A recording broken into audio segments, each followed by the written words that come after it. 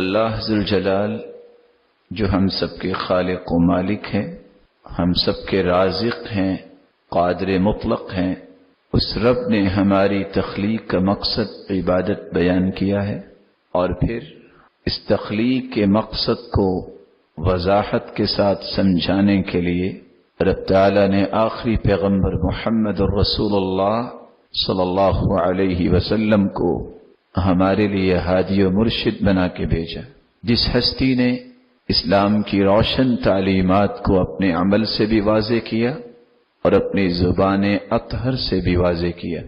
اسلام کے 5 ارکان ہیں: توحید، نماز، زکوٰۃ، روزہ اور حج۔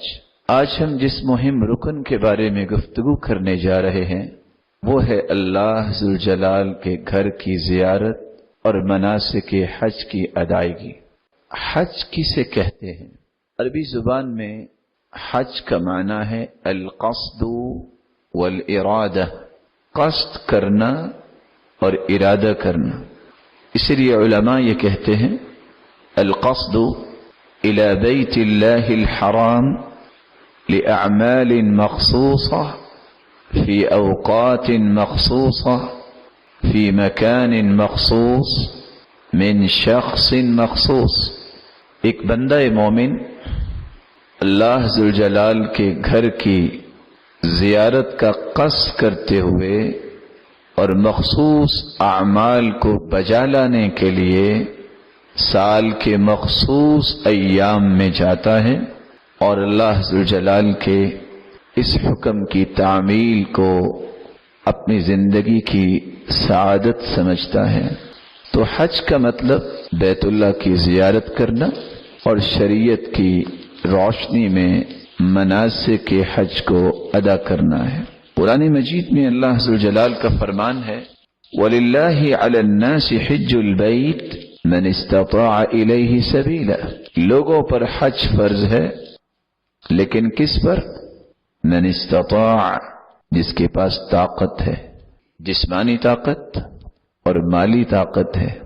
اور عبداللہ ابن عمر رضی اللہ تعالی عنہ سے مروی ہے رسول اللہ صلی اللہ علیہ وسلم نے فرمایا بنی الاسلام علی 5 شہادت ان لا الہ الا اللہ وان محمدا عبده ورسوله واقام الصلاة وإيتاء الزکاة وصوم رمضان وحج البیت۔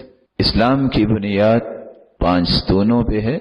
سب سے پہلا ستون توحید، اس بات کی گواہی دینا کہ اللہ کے سوا کوئی بھی عبادت کے لائق نہیں، اور اس بات کی گواہی دینا محمد الرسول اللہ صلی اللہ علیہ وسلم اللہ ذوالجلال کے سچے پیغمبر ہیں۔